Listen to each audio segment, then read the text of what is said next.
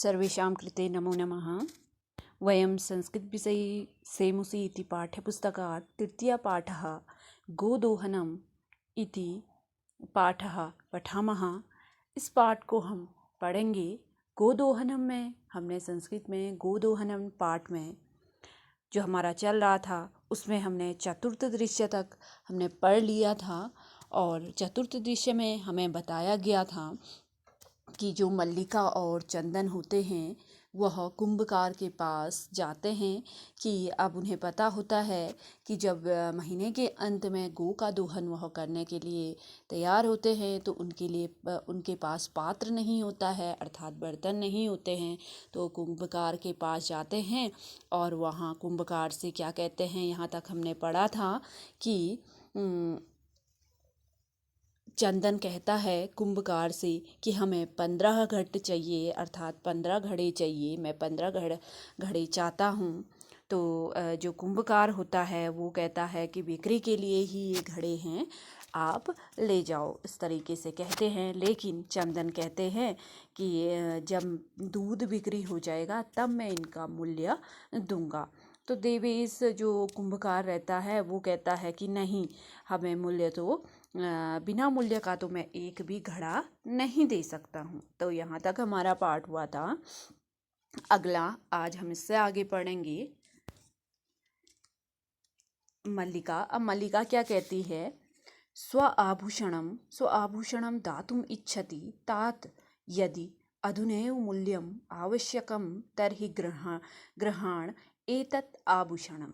कह रही है मल्लिका कि स्व आभूषणम दातुम इच्छति, वह अपने आभूषण देना चाहती है। कौन? जो मल्लिका चंदन की पत्नी होती है, उनके पास पैसे नहीं होते हैं तो वो कहते हैं कि घड़ा के पैसे तब देंगे जब दूध हमारा बिक्री हो जाएगा। लेकिन जो चंदन की पत्नी होती है मल्लिका, वो अपने आभूषण देने के लिए क्या हो जाती है, तैयार हो जाती है। तात यदि आधुनैव मूल्यम आवश्यकम तर्हि ग्रहणान एतत् आभूषणम। यदि, हे तात, हे पिता, यदि तुम्हें मूल्य आवश्यक है, ठीक है, तुम्हें ये मूल्य क्या है, आवश्यक है, तो मैं क्या देती हूँ, अपने आभूषण, मेरे आभूषण तुम क्या करो, ग्रहण करो। ठीक है।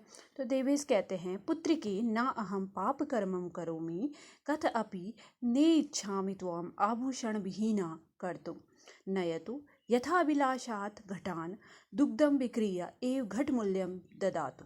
अब देखिए, देवेश जो कुंभकार रहता है वो कहता है, हे पुत्री की अर्थात हे पुत्री, ना अहम पाप कर्मम करोमि, मैं ऐसा पाप कर्म नहीं करता हूँ। कथमपि कहो ने इच्छामि त्वम आभूषणम विहीना कर्तुम, मैं, मेरी इच्छा नहीं है कि तुम्हें आभूषण से विहीन में करूं, तुम्हारे आभूषण ले करके मैं घड़े तुम्हें दे दूं, ऐसी मेरी इच्छा नहीं है, मैं ऐसा पाप कर्म नहीं कर सकता हूँ।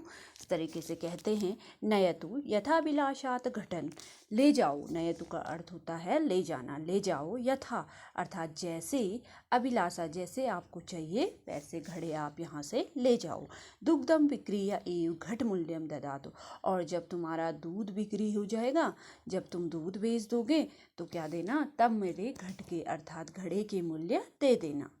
उभो धन्यो असि तात, धन्यो असि उभो, दोनों कहते हैं, उभो का अर्थ दोनों, कौन कौन, मल्लिका और चंदन। धन्यो असि तात, धन्य है तात, हे पिता, आप क्या हो, धन्य हो, धन्य हो। इस तरीके से कहते कहते चतुर्थ सर्ग हमारा यहाँ पे पूरा हो जाता है।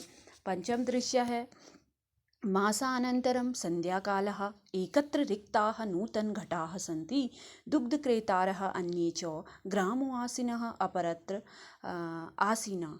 मासानंतरम संध्याकाल, अब महीने का अंत हो गया है, जब उनको क्या चाहिए था, दूध चाहिए था, है ना। तो वो महीने का अंत हो गया और संध्या काल का समय है, शाम का समय है।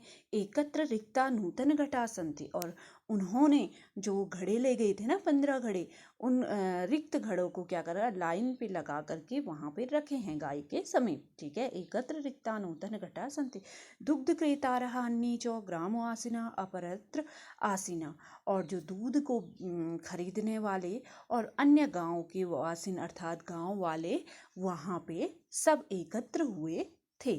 ठीक है। चंदनः, अब चंदन क्या कहता है, धेनुम प्रणम्य मंगलाचरणम विदाय मल्लिकाम आह्वयति मल्लिके सत्वरम आगच्छ। अब धेनु प्रणम्य, धेनु अर्थात चंदन धेनु को प्रणाम करता है, गाय को प्रणाम करता है और क्या करता है, मंगलाचरण भी गाता है। जैसे हम कोई हमारा शुभ कार्य होता है तो पहले हम क्या करते हैं, मंगलाचरण गाते हैं ना। विदाई मल्लिकाम आहते, और मल्लिका को आह्वान करता है अर्थात बुलाता है। मल्लिके सत्वरम आगच्छ, मल्लिका को कहता है शीघ्र ही आओ, आगच्छ अर्थात आओ, ठीक है। मल्लिका कहती है आयामिनाथ दोहनम आरंभश्च तावत, आयामिनाथ, हे नाथ मैं आ रही हूँ, आप दोहन तब तक क्या करो, आरंभ करो, तब तक अर्थात तावत का अर्थ हुआ तब तक, दोहनम अर्थात गाय को दोहना, ठीक है, उसका तुम क्या करो तब तक आरंभ करो। चंदन कहते हैं यथा धेनु, अब चंदन क्या करते हैं वहाँ पे, यथा धेनु समीपम गत्वा दोग्धुम इच्छति तदा धेनु पिष्टपादेन प्रहरति।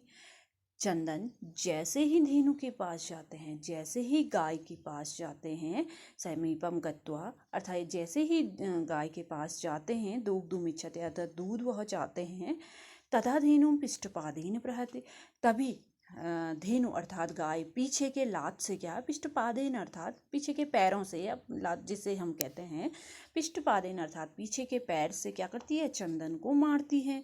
चंदनस्य पात्रेण सह पतति, और चंदन के सभी पात्र अर्थात जो बर्तन थे वो सह पतति अर्थात सभी क्या हो जाते हैं, गिर जाते हैं, पतति अर्थात गिरना।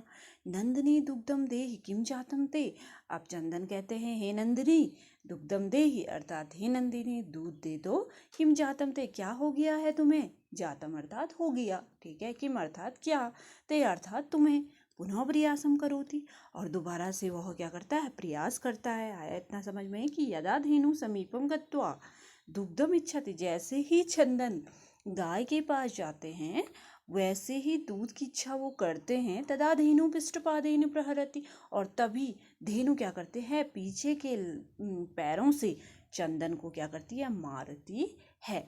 चंदनस्य पात्रेण सह पतति, और चंदन का क्या हो जाता है, जो पात्र होते हैं, जो बर्तन होते हैं वो क्या हो जाते हैं, गिर जाते हैं। और नंदिनी दुग्धम देहि किम जातम ते, और नंदिनी से वह कहते हैं, नंदिनी कौन है, गाय है चंदन की, क्या कहते हैं, दुग्धम देहि किम जातम ते, नंदिनी दूध दे दो क्या हो गया है तुम्हें। पुनः प्रयासम करोति, और दोबारा वह प्रयास करते हैं, एक बार तो वो लात मार देती है, दोबारा प्रयास करते हैं। नंदिनी च पुनः पुनः पाद प्रहारेण ताड़ित्वा चंदनम रक्तरज्जितम करोति, नंदिनी क्या करती है, पुनः पुनः अर्थात बार बार अपने पीछे पैरों से किस पे, चंदन पे प्रहार करती है, ताड़ित्वा अर्थात मारना, ठीक है, प्रहारेण ताड़ित्वा अर्थात मारती है, बार बार क्या करती है नंदिनी, उसको मारती है। और चंदनम रक्तरज्जितः करोति, और चंदन को खून से लहूलुहान कर देती है, ठीक है। आहा हतोस्मि, अब वो चिल्लाता है, आहा हतोस्मि चित्कारम कुर्वन् पतति सर्वे आश्चर्येण चंदनेन अन्योय अन्य च पश्यन्ति। अब देखिए हा हतोस्मि, हा अर्थात आह की आवाज़, जैसे कोई हमें मारता है तो हमारे मुंह से क्या निकलता है, आह निकलता है, तो वैसे ही चंदन के मुंह से आह निकला। हतोस्मि अर्थात मैं मर गया हूँ, हतो अर्थात मरना, ठीक है, मैं क्या हो गया हूँ, मर गया हूँ, इस तरीके से कहते हैं। चित्कारम कुर्वन् पतति, और जोर से चिल्ला करके, चित्कारम का अर्थ होता है चिल्लाना, ठीक है, कुर्वन अर्थात करा, और पतति अर्थात गिर जाता है, चिल्ला करके वह क्या हो जाता है, चंदन गिर जाता है। सर्वे आश्चर्येण चंदनम अन्य च पश्यन्ति, और सभी लोग आश्चर्य से चंदन को देखते हैं, सभी लोग अन्य अर्थात जो जितने भी लोग वहाँ पे आए हैं वो सब चंदन को देख ही रह जाते हैं। तो आज 9th क्लास हम इतना ही देखते हैं, थोड़ा थोड़ा करके, क्योंकि पाठ हमारा बहुत ही लंबा है ये, तो हमारे समझ में आना भी चाहिए, क्यों तभी हम आगे बढ़ पाएंगे। तो आज हम जितनी वीडियो में मैंने आपको भेजा है उतना अर्थ को आप देखोगे और घर में अभ्यास करोगे कि हमें भी संस्कृत पढ़ना इस तरीके से पढ़ेंगे हम कि अर्थ भी निकल जाए, ठीक है। तो आज के लिए इतना ही, अगले दिन मैं इससे लास्ट हमारा जो दृश्य रहेगा उसको पढ़ाऊँगी। आज आप इतना देखेंगे वीडियो के माध्यम से। अस्तु, नमो नमः, धन्यवाद।